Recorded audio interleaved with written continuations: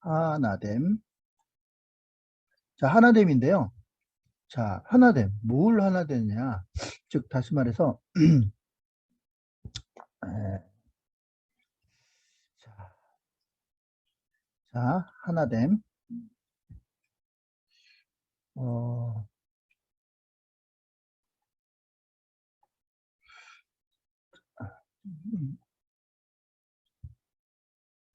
갑자기? 음, 갑자기? 죄송합니다. 미숙한 저의 펜터치 능력을 보고 계십니다. 다시 할게요. 하나됨. 자, 하나됨인데, 뭐, 다른 말로 일치라고 할 수 있죠, 일치. 하나됨이 중요하다, 일치가 중요하다. 그 얘기예요. 일단, 뭐, 각설하고, 일단 하나됨이 중요하고 일치가 중요한데, 하나 되려고 하면, 일치되려고 하면 선제 조건인데, 두 가지 전제 조건인데, 하나는요, 투명성이고요. 자, 또 하나는 정직성입니다. 자, 즉 다시 말해서 하나 되고 일치되기 위해서는 반드시 갖춰져야 될 조건이 투명하고 정직해야 된다 이 말이에요. 뭔 소리냐? 어, 그럼 당연히 누구랑 하나 될까요? 당연히 하나님과 하나 되는 거죠. 하나님. 하나님과 하나 됨. 하나님과 하나 되기 위해서는 당연히 하나님 앞에 투명해야 되고요. 그러니까 거짓말 뭐 이런 거 하면 안 돼요. 솔직해야 되고 하나님 앞에 정직해야 되고 그다음에 막 겉과 속이 다르면 안 돼요. 그러면은 하나가 안 돼요. 하나님과. 자, 그럼 하나님과 하나 되면은 일단 나타나는 결과가 뭐냐면 자, 하나 됐다고 칩시다. 그럼 나타나는 결과가 뭐냐? 하나님 플러스니까 하나 됨. 나타나는 결과는요. 일단 힘이 생기고요. 힘이 생기고 생명이 생겨요. 생명. 함이 아니라 힘. 힘과 생명력이 생긴다. 자, 어, 뭐든지 힘이 없으면 못 하잖아요. 아프거나 뭘 해도 사람과의 관계도 힘이 없으면은 안 따라오잖아요. 뭐 리더십 그러잖아요. 그리고 죽은 사람을 살리려면 생명이 필요하죠. 즉, 다 이거 우리에게 다 필요한 것들이에요. 힘과 생명. 우리 믿는 사람에게. 자, 그래서 우리는 반드시 힘과 생명이 필요해요. 우리도 힘하고 생명이 조금씩은 있어요. 지금 현재 저와 여러분도 조금씩은 너무 약해. 약해. 약해. 이게 문제야. 강해야 되거든요. 이게 강해야지 힘이 파워업 되고요. 생명력이 충만한데 우리는 약해. 예, 약해. 강하지 못해. 약하기 때문에 힘도 약하고요. 힘도 약하고 그다음에 생명력도 약해. 그러니까 우리가 만들어낸 결과는 당연히 약할 수밖에 없어. 근데 반면에 힘이 강해지고 생명력이 강해지면 많은 결과물을 나타내겠죠. 뭐 눈에 보이는 부흥이라든가 아니면 우리 내면의 성장이라든가 그런 쪽으로 나타납니다. 근데 우리가 내면의 성장이나 부흥이 일어나지 못하는 이유는 바로 약하기 때문입니다. 자, 그러면 당연히 강해지고 싶잖아요. 그 방법이 바로 일치되면 돼요. 하나 되면 돼요. 하나님과 하나됨. 그리고 어, 그 하나 되기 위해서는 전제 조건이 바로 투명해야 되고 정직해야 된다. 자, 다시 말씀드립니다. 결론적으로 말하면 우리는 강해야 됩니다. 왜냐면 힘도 강해져야 되고 생명력도 충만해야 돼. 그러려면 우리가 하나가 돼야 돼. 하나, 일치돼야 돼. 하나님과 하나 돼야 돼. 그러면 힘도 강해지고 생명력도 강해져. 그런데 하나 되기 위해서는요. 일치는 그냥 되는 게 아니라 투명해야 되고 정직해야 된다. 그게 이제 오늘의 주제예요. 주제. 자, 뭔 소리 하시는 거예요? 이 성경 5장 내용이에요. 여기 하나님과 예수님이요. 일치되셨거든요. 즉 하나 되신 거예요. 그걸 직접 보여주셨어요. 자, 이걸 뭐라고 하냐면 이걸 도제식 교육이라고 해요. 도제식 교육. 도제식 교육이 뭐예요? 일본 사람들이 주로 많이 하는 거죠. 주입식이라고 그러죠. 도제식이 안 좋다 뭐 이런 말이 많은데 직접 시범을 보여주고 그대로 따라하는 이게 도제식 교육인데 예수님께서 이제 하나님은 아버지죠. 아버지. 예수님은 아들이죠. 아들. 아버지와 아들이 하나가 됐어요. 부자지간이 되는 거예요. 부자지간. 하나가 돼서 일치가 됐단 말이에요. 자, 그럼으로써 결국은 아버지하고 즉 하나님하고 성부 하나님과 성자 예수님이 하나 됨으로 말미암아 하나 됐어요. 그래서 일치가 됐어요. 그러면서 이 성부 하나님의 가지고 있는 모든 게 다 어디로 가냐면요. 다 이렇게 예수님께로 권한이 이양이 돼요. 권한. 이거는 이제 이사에서 53장, 54장, 그다음 57장의 내용인데요. 자, 이게 뭔 소리냐면요. 53장은요. 예, 리디모, 우리를 구원해 주시는 분이에요. 구속해 주시는 하나님 이렇게 나오거든요. 리디머. 하나님께서는 우리를 구원해 주세요. 우리를 구속자, 구원자. 그리고 하나님께서는 우리를 대속해 주세요. 대속이라는 건 우리 죄를 대신 지신 거죠. 그 다음에 57장의 내용은 뭐냐면 심판자가 돼요. 심자가 아니구나. 심판자. 그러니까 우리를 대속해 주시고 우리를 구원해 주시고 우리를 심판해 주시는 분은 하나님인데 예수님과 하나님이 일치됨으로써 결국은 어떻게 돼요? 이 모든 것이 예수님한테 이 권한이 예수님한테 가는 거예요. 이 권한이. 그러니까 곧 예수님이 구원자고 대속자고 심판자가 되시는 거죠. 자, 좀 어렵죠? 근데 이게 로마서란다. 이 요한복음 내용 자체가 원래가요. 원래 요한복음이라는 말 내용이 자체가 변증적이에요. 변증적. 무슨 말이냐면 변증적으로 쓰였다. 변증. 그러니까 변론하여 증명한다는 뜻이잖아요. 대상이 누구냐면 대상이 헬라인이야. 이방인이죠. 이방. 헬라인.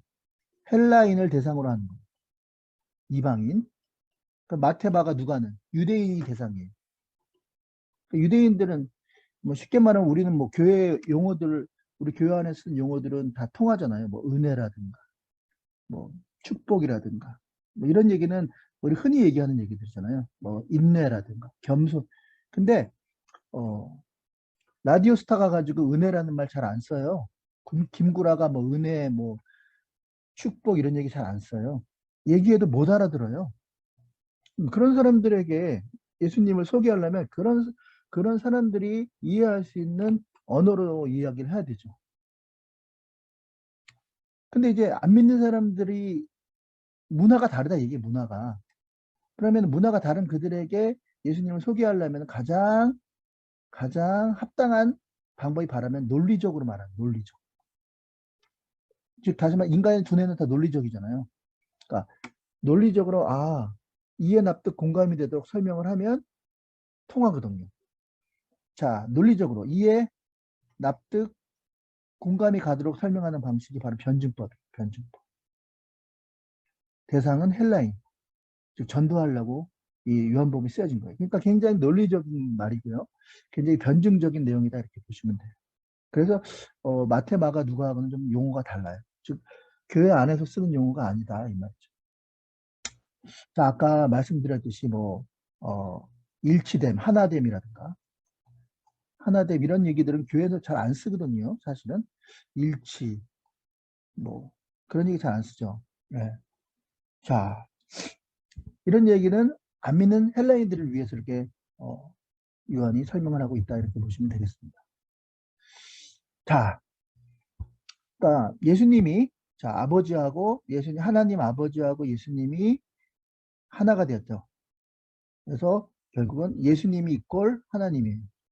그래서 하나님이 가진 모든 리디머, 대속자와 그다음에 구원자, 메시아, 그다음에 심판자, 모든 권한이 다 예수님께로 이양된 거죠. 왜냐하면 예수님이 곧 하나님이니까.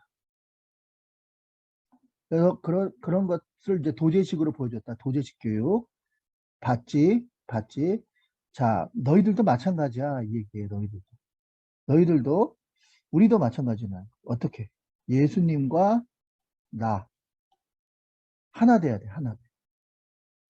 예수님 이퀄 내가 돼야 되는 거야. 하나 돼야 돼, 하나 돼. 다시 말해, 일치돼야 된다는 거죠. 일치될 때, 결국은 이 예수님에게 가진, 하나님으로부터 이양받은 예수님의 모든 권한이 우리에게도 그대로 이양이 되는 거예요. 그럼 그 결과가 뭐라 그랬죠? 결과는 아까도 말씀드렸듯이 힘이 생기고요. 얘는 또 한다. 또 한다. 힘이 생기고, 그 다음에 다시 말해서 뭐예요? 힘과 다시 말하면 생명력이 생긴다. 그래서 우리 가는 곳마다 생명력이 넘치게 될 것이고, 우리 가는 곳마다 힘이 넘치게 되는 거죠. 그러니까 우리도 똑같이 하나 돼야 된다. 자, 이해되시죠? 그러니까 우리도 예수님하고 하나가 돼야 돼요. 자, 근데 하나 되려면 어떻게 돼? 지금 논리적으로 설명하고 있는 거예요, 제가 지금. 하나 되려면은 해야 될 전제 조건이 뭐라고 했어요? 전제 조건이 아까 얘기했죠. 투명성. 또 하나, 예, 정직성이 필요하다. 자, 무슨 말이냐? 성경에는요, 예수님이 제일 싫어하는 사람이 누구냐면요, 서기관과 바리새인. 얘네들을 제일 싫어했어요, 예수님이. 왜냐면 얘네들은 투명성하고 정직성이 없어. 자, 예수님이 그나마 세리나 창기들은 그냥 뭐라고 안 했어요. 나중에 불쌍히 여겼어요. 많이 봐줬어. 왜? 이 사람들은 자기가 죄인인데 자기가 죄인이라는 걸 알아. 자기 스스로가. 죄인이고 창기나 뭐 이런 사람은 죄 많이 짓잖아요. 죄인인데 자기가 죄인임을 알아. 죄인됨을 알아. 자, 그래서 예수님은 많이 봐주시고, 그리고 봐주시고 나중에는 어떻게 돼요? 네, 불쌍히 여겼어요. 불쌍히. 스프랑코 니조만. 그래서 이들에게 기적을 베풀어 주셨거든요. 기적은 결과물이에요. 근데 이 서기관과 바리새인은 예수님이 제일 싫었어요. 왜? 겉으로는 뭐예요? 겉으로는 엄청 깨끗한 척해. 엄청 지네들이 잘났고 깨끗한 척해. 깨끗한. 그건 겉으로 그래. 속은 어때요? 아, 엄청 더럽죠. 완전히 그냥 개쓰레기야, 개쓰레기. 그러니까 겉과 속이 다르죠. 투명하지 않죠. 정직하지 않죠. 그러니까 예수님이 회칠한 무덤이다. 그 다음에 회칠한 무덤, 이 독사의 새끼하고 엄청 욕을 했어요. 예수님이 막 쌍욕도 해요. 가장 싫어하는 자들이 바로 이 서기관과 바리새인. 결과는 어떻게 됐어요? 하나님의 그 심판의 대상이 됐죠. 그리고 구원도 못 받았고 결국은 자기뿐만 아니라 많은 사람들을 구원하지 못하게 하는 그런 자리가 떨어졌죠. 우리가 이제 여기서 느껴야 될 게 이거예요. 제가 뭐 손상섭 지사님 항상 얘기하실 때 보면 솔직하게 얘기해 주셔서 고맙습니다 이런 얘기 하잖아요. 바로 적어도 서기관과 바리새인 같지는 않잖아. 겉과 속이 다른 사람은 아니잖아. 그죠? 세리와 창기는 자기가 죄인이기 때문에 죄인됨을 알아. 인정해. 그럼 그게 이제 어떻게 보면 가능성이 있는 거예요. 하나님이 불쌍히 볼 수 있는. 그게 이제 뭐냐면 우리가 힘과 생명력을 얻을 수 있는 전제 조건. 힘과 생명력을 얻을 전제 조건인 뭐야? 투명성과 정직성이 갖춰진 거예요. 갖춰진 거예요. 코드가 일단 맞아야 돼. 투명해야 돼. 이게 어떻게 되려면 하나가 되려면 일치되려면 누구랑 예수님이랑 하나 된 또는 일치. 하나님하고 예수님하고 일치됐잖아요. 그죠? 그러면 하나님하고 예수님하고는 하나님과 예수님 아버지하고 아들하고는 뭐 속이는 게 없어요. 겉과 속이 다르지 않아요. 기분 나쁘면 기분 나쁘다. 고마우면 고맙다. 완전히 투명해. 아버지의 뜻이 곧 아들의 뜻이에요. 그러니까 아버지하고 아들은 서로 공유해. 뜻을 공유해. 하나가 되니까. 그러니까 이제 나중에는 이제 국간 열쇠 던져주는 거죠. 알아서 해라. 나 너 믿는다. 네가 뭘 하든 난 믿어.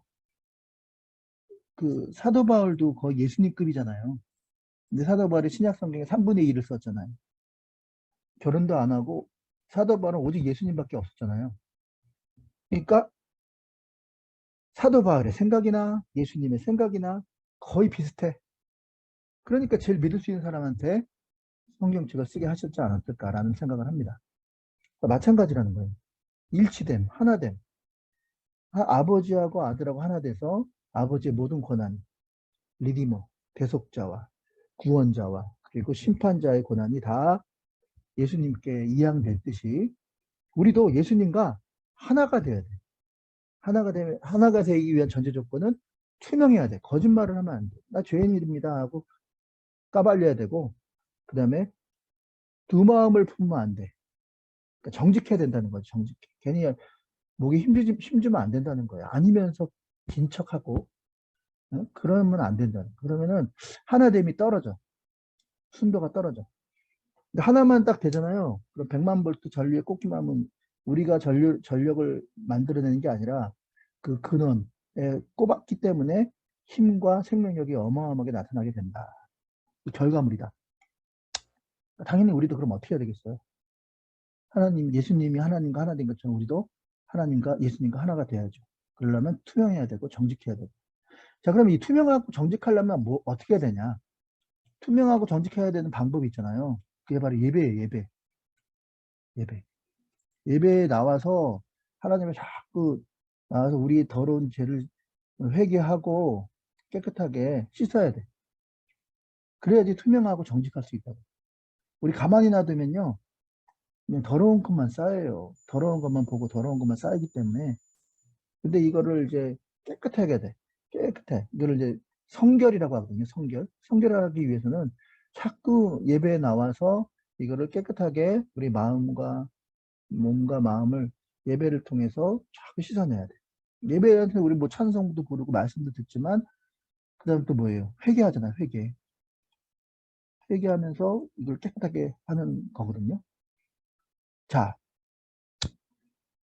이 얘기가 이제 쭉 나오게 되는 거예요. 쭉 나옵니다. 근데 여기서 이제 문제가 된 사건이 뭐냐면 38년 된 병자를 고쳐요. 그러니까 불쌍하죠. 38년 동안 병을 갖고 있어요. 그래가지고 38년이면 누구 나이쯤 되나? 하여튼 뭐 연애 한번 못 해보고 솔직히 뭐 그렇게 병자로 살았던 사람이에요. 불쌍한 사람이죠.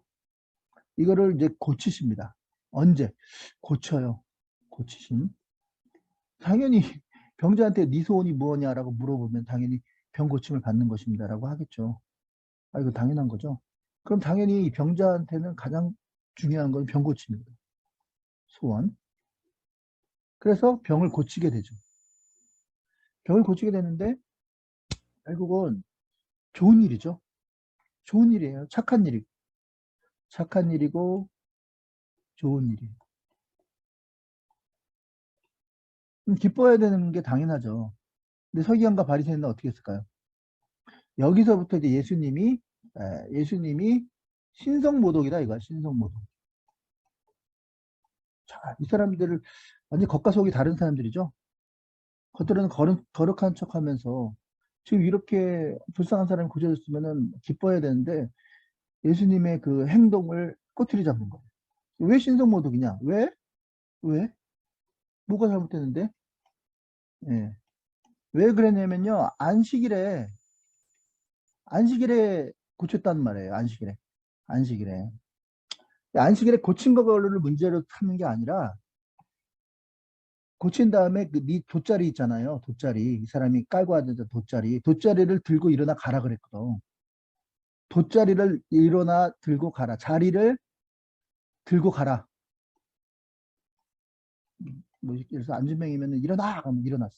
뛰어 막 뛰었어. 앉아 하면 앉았어. 그럼 고쳐진 거 맞죠? 그런 다음에 뭘 했냐면 요거를 시비 건 게 아니라 돗자리를 들고 간 걸 가지고 시비를 겁니다. 이게 뭐냐면 안식일은 일하면 안 되거든. 안식일은 일하면 안 되거든. 워크하면 안 돼요. 워크하면 안 되는데 지금 자리를 들고 걸어갔기 때문에 그게 일이라고 본 거예요. 일. 그죠? 그러니까 이 서기관과 바리새인의 겉과 속이 다른 사람이라고 그랬잖아요. 이 사람들이 이야 이게 겉과 속이 다른 사람이 나타나는 행동들 중에 하나가 바로 이런 것들이죠. 자기만 옳고 다른 사람은 틀리다. 그러니까 내 말만 따르라. 이제 누가 하나님, 자기가 하나님이 되는 거잖아요. 자기만 옳은 거니까. 그렇지 않거든요. 자, 뭐 자꾸 이렇게 옆으로 새나갈 것 같으니까 각설하고. 자, 어쨌든 자리를 들고 일어난 걸 가지고 일을 했다. 그렇기 때문에 안식일에 율법을 어겼다 이거죠. 율법. 어떤 율법? 안식일은 거룩하니 안식일을 거룩히 지키라. 제 4번 율법인가요? 안식일을 어겼다 이거죠. 안식일에 일을 했다 이거죠. 예수님. 그죠? 그게 이제 그랬더니 예수님께서 뭐라고 하냐면, 아버지께도 일하시니까 나도 일한다. 여기서 이제 신성 모독이 나오는 거야. 아버지께서도 일하시니까 나도 일한다. 쌤, 오케이? 아버지도 일하시는데 나도 일하는 게 뭐 당연한 거 아니냐? 어? 아버지? 그러면 하나님이 너 친아버지냐? 하나님 친아버지, 오케이. 하나님이 나의 친아버지다. 그렇게 얘기하셨어. 그럼 뭐야 이게? 신성모독이다. 그래서 이게 이제 요한복음 5장 이 내용이 이제 신성모독 사건이 된 거예요. 그러니까 정확히 말하면은 돗자리를 들고 일어나서 걸어간 거, 이게 일이라 그래가지고 안식일의 율법을 어겼다. 그렇게 그들이 예수님한테 시비를 걸었는데 예수님이 대답이, 아버지께서도 일하시니 나도 일한다. 그래? 그럼 너하고 아버지하고는 친아버지가 하나님이냐? 그렇다. 이게 이제 신성모독이 돼가지고 문제가 된 거예요. 자, 여러분 이게 참 이게, 자, 그러면서 결국 여기서 이제 아까 말한 그 내용이죠. 하나됨, 일치. 즉 하나님하고 예수님은 같은 분이다. 하나다. 하나다, 일치다. 이 얘기한 거예요. 자, 그래서 모든 아버지의 권한이 예수님께로 갔고, 그 다음에 리디머, 대속자와 그 다음에 메시아, 구원자와 심판자, 이 모든 권한이 예수님께로 이양된 거다. 그 얘기죠. 자, 예수님과 하나님이 하나 된 것처럼 우리도 예수님과 하나 돼야 되는데, 그러기 위해서는 아까 잠깐 또 말씀드렸지만 투명해야 되고, 그 다음에 정직해야 된다. 겉과 속이 다르면 안 된다. 겉과 속이 같고 투명하고 정직하면 하나가 되는데, 하나가 되면 나타나는 현상이 힘과 생명력이 일어난다. 쉽게 말하면 부흥한다 이거예요. 우리나라는 다. 세상에 이렇게 청년부가 부흥해요. 부흥하고 외적인 부흥뿐 아니라 내적인, 속에 그 청년들 한 사람 한 사람의 속에 부흥이 일어나는 거예요. 한 사람 한 사람이. 그러니까 여러분들의 그 가르침을 통해서 그들이 고민하고 그들이 속에서 막 지진이 일어난다는 거예요. 그러니까 생명력이 엄청 강해지는 거예요. 생명력. 자, 우리도 생명이 있는데 약한 이유는 왜 안에 거꾸로 올라가면 어떻게 되는 거예요? 투명하지 않고 정직하지 않기 때문에. 네. 그렇기 때문에 하나님과 예수님과 일치가 안 되고, 그렇기 때문에 생명력과 능력이 약해진다. 이렇게 말씀을 드릴 수가 있네요. 어, 그, 여러분, 그, 아버지라는 말이요. 아버지. 하나님 아버지잖아요. 하나님 아버지. 하나님 아버지, 이렇게 해서 그 하나님에 대한 그런 풍성한 하나님을 누려야 되는데, 대부분 하나님을 누리지 못하는 이유가 있어요. 장애물이 되는 게 뭐냐면 바로 육신의 아버지 때문에. 육신의 아버지. 그러니까 즉 다시 말해서 저하고 여러분들의 육신의 아버지가 하나님 아버지를 떠올려야 되는데, 저와 여러분들의 아버지는 하나님을 떠올릴 때 어, 많은 실망감을 준다 이거죠. 많은 상처를 준다 이거. 그러니까 아버지만 생각하면 진짜 막 속이 불불 끓어오르고, 아버지만 생각하면 내가 상처가 되고, 아버지만 생각하면 육신의 아버지 얘기하는 거예요. 그럴 때는 하나님을 아버지라고 못 부르는 거예요. 왜냐면 내 육신의 아버지가 그러니까 하나님 아버지도 아버지는 아버지니까 이 명칭이 같은 아버지이기 때문에 어, 장애물이 되는 거예요. 하나님을 아버지로 부르기에 부르는데 우리가 장애물이 되는 거예요. 그러니까 이제 중요한 거는요. 이제 저도 아버지고 여기 아버지 되실 분도 꽤 있고 또 아버지가 계신 분 다 계시잖아요. 계신 분도 계신데 아버지가 되실 분들은 아버지이신 분들과 아버지가 되실 분들은 자녀들과의 관계에 있어서 이 관계를 정말 잘해야 될 것 같아요. 이 자녀 관계가 잘 못하면 이 자녀들이 하나님 아버지를 하나님 아버지를 이렇게 생각할 때 이 육신의 아버지가 떠올라. 그래서 별로 좋은 이 상처 때문에 좋은 아버지를 생각을 못 한다는 거죠. 그럼 결국은 누구 책임이에요? 그 자녀의 아버지인 저와 여러분 때문에 하나님 아버지가 괜히 억울하게 그들에게 좋은 인상을 주지 못하는 거. 그러니까 일단 우리 육신 아버지인 저와 여기 남자 계신 남자분들이 그러니까 거의 신앙의 한 80% 이상은 아버지예요. 아버지의 모습을 보면서 그대로 따라 하거든요. 그러니까 우리가 참 그런 부분에서 한 번 더 생각을 해봐야 된다. 그러면 이 관계가 좋은 사람도 있잖아요. 관계가 좋은 자매들을 보면요. 실제 육신의 아버지하고 관계가 굉장히 좋아요. 진짜 아버지하고. 육신의 아버지와 관계가 굉장히 좋아. 그러면 사람들하고 관계를 잘해. 근데 관계를 잘 못하는 사람들을 보면은 대부분 육신의 아버지하고 관계가 안 좋은 거야. 그래서 사람들하고 관계를 잘 못해. 벽을 항상 두고 다니고. 그러니까 뭐 그거를 그러니까 참 우리가 관계를 잘 해야겠다 하는 생각을 해.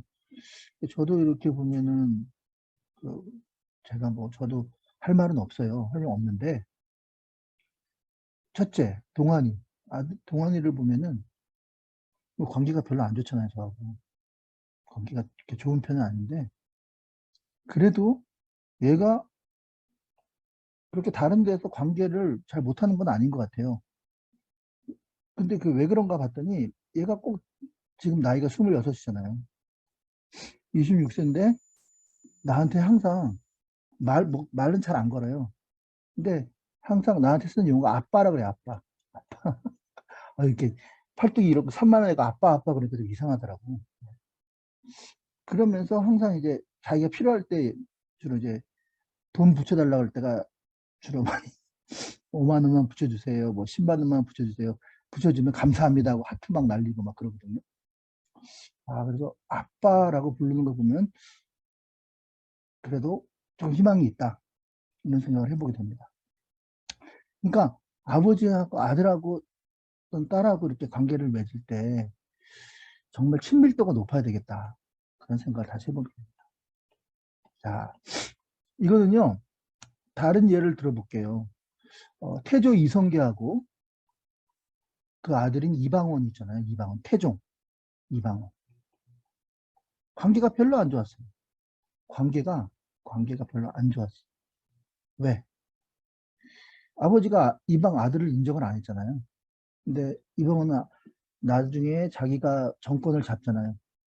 그러니까 이성계는 자부동, 방석이를 그 후계자로, 세자로 책봉하려고 그랬잖아요. 근데 이방원이 결국은 그 자부동 방석을 죽이고 난을 일으키잖아요. 자기가 결국 왕이 되죠. 철퇴 사건도 일어나죠. 정몽주 죽이고 막 그랬잖아요. 근데 이제 결국 이제 왕이 되죠. 왕이 되고 나서 이제 아버지한테 다시 찾아가서 인정을 받으려고 하는데 인정을 못 받아. 그러니까 이 남자들은요, 진짜 남자 구실하면서 사회에서 제대로 살기 위해서는 반드시 아버지의 인정을 받아야 돼. 아버지의 인정을 못 받으면 남자 구실 못 해. 그래서 이제 이방원이 가가지고 이성계가 어디 갑니까? 함흥에가 있죠, 함흥. 함흥에서 사는데 그 차사들을 보내자, 차사.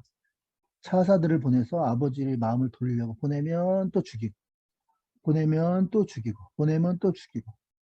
그래서 함흥차사란 말이 거기서 나왔잖아요. 근데 나중에 무슨 이제 이방원이 창경궁이죠. 창경궁. 창덕궁이죠. 창덕궁으로 이제 아버지를 모시잖아요. 역사가들이 나중에 화해를 했다. 아버지 아들이 화해를 했다 이렇게 얘기를 하는데 그 역사가들의 말은 못 믿잖아요. 자기 주관으로 쓰기 때문에. 자기 마음에 드는 사람은 좋게 쓰고 마음에 안 드는 사람은 나쁘게 쓰잖아요. 그러니까 그것도 못 믿어. 그러니까 나라도 그렇고 나라를 다스리는 임금도 그렇고 가정을 다스리는 가장도 그렇고 이 아버지와의 관계가 좋지 않으면 친밀도가 좋지 않으면 뭘 해도 안 돼. 일단 자기가 불편해. 자기가 불편해. 잠도 제대로 못 자요. 아버지 인정을 못 받아가지고. 자, 마찬가지라는 거죠. 우리도. 자, 그래서 결국은 이제 예수님께서 우리와 나와 예수 그리스도가 좋은 관계를 가져야 돼요. 좋은 관계. 좋은 관계. 좋은 관계를 되어서 하나가 돼야 되죠. 일치가 돼요. 그러려면 아까도 얘기했지만 투명성과 정직성이 반드시 필요하다.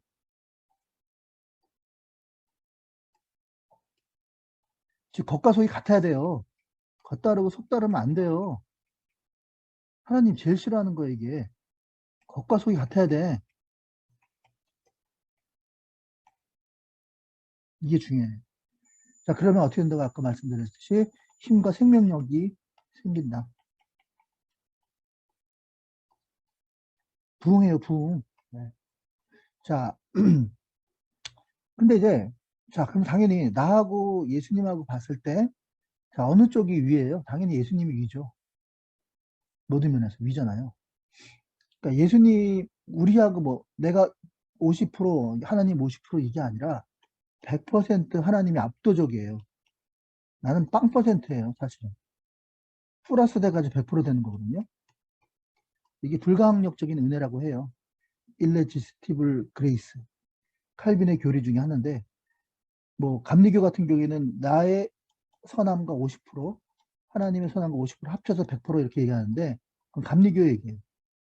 알미니안주의라 그래가지고, 우리랑 좀 다른 게 그거예요. 인간의 의지를 굉장히 중요시 여기는데, 우리 장로교는요, 우린 100% 죄인이기 때문에, 우리가 뭐 하나님 앞에 나서올 게 없다, 이렇게 봐요. 그냥 하나님이 100% 어디 가면은, 뭐, 영화는 내가 보여주고 밥은 네가 사고, 뭐 이런 식이 아니라, 처음부터 끝까지 풀코스로 다 하나님이 해줘. 하나님, 다 사. 그러니까 우리가 그런 존재예요. 우린 그냥 입만 가지고 가면 돼, 입만. 감리교는 또 달라요. 감리교는 우리의 노력과 하나님의 은혜가 50% 합쳐서 100%다. 이게 감리교예요. 우리가 하고는 전혀 달라. 이거는 장로교, 이거는 감리교. 우리는 장로교잖아요. 그리고 이게 맞는 것 같아요. 성경에도 보면 이게 맞아요. 자, 그런데 뭐가 100%냐? 이 내용을 가만히 살펴보면요. 우리가 다 죄인이잖아요. 나중에 심판대 앞에 쓰잖아요. 근데 그 죄 심판대에서 변호사가 있는데 변호사. 우리를 변호해 주는 분이 있어요. 그분이 예수님이에요. 자, 그리고 이제 자, 이제 재판이 끝나면 이제 판결을 내리잖아요. 그걸 판사라고 하죠. 판사. 판결을 내리는 사람 판사. 자, 잠시 휴정하겠습니다. 그리고 한 5분 후에 자, 옷을 갈아입고 또 누가 나타나냐면 예수님이 나오는 거예요. 그러니까 예수님은 우리의 변호사이면서 우리의 판사야. 그러니까 이런 걸 무슨 재판이라고 그래요? 이거를 콩가루 재판이라고 그래요. 콩가루. 콩가루 재판. 무슨 말이에요? 짜고 치는 고스톱이에요. 아니, 변호한 사람이 판사야. 그럼 당연히 변호한 얘기를 너 죄 없습니다. 이 사람 죄 없습니다. 라고 말할 거 아니에요. 아, 당연한 거 아니에요. 아, 공수처 검사하고 판사, 공수처 검사가 결국 판사예요. 아니, 검사는 좀 다른가? 음. 변호사가 그 판사라니까. 그러니까 우리는 무조건 뭐야? 무죄야, 무죄. 우리의 재판은 그냥 무죄야. 사실은 우리는 죄인이거든. 진짜 죄인이거든. 그죠? 근데 콩가루 재판이라니까? 우리 무죄야. 예수님이 변호사이면서 판사기 때문에. 그렇게 되는 거예요. 그러니까 결론만 말씀드릴게요. 결국은 우리는 무조건 무죄입니다. 우리는 무죄예요. 나는 무죄를 선고받아요. 무죄. 왜요? 아, 예수님이 변호사이면서 판사이기 때문에. 나의 판결은 어떻게 돼요? 판결, 무죄. 자, 그러니까 이제 우리는 무죄가 되는 거죠. 무죄가 되고, 그리고 여기서 끝나면 안 된다는 거예요. 여기서 끝나면 이거는 뭐예요? 에이, 도둑놈아. 도둑놈이 되는 거야. 왜? 너 무죄 받았는데, 1만 달러한테 상금 받았는데, 거기서 끝날 거냐? 에이, 도둑놈아. 너 양심이 있냐? 너 양심이 있냐? 이 얘기예요. 아, 우리가 이렇게 무죄 판결 받으면은, 내 사랑하는 가족, 그 다음에 친척, 친구, 좀 범위를 넓혀서 회사 사람들, 더 나아가서는 그 원수 같은 그 실장님, 부장님까지도 양심이 있으면 이 좋은 거를 전하지 않을 수가 없죠. 전해라. 여기까지 이제 논리가 전개가 됩니다. 이 내용을, 요 내용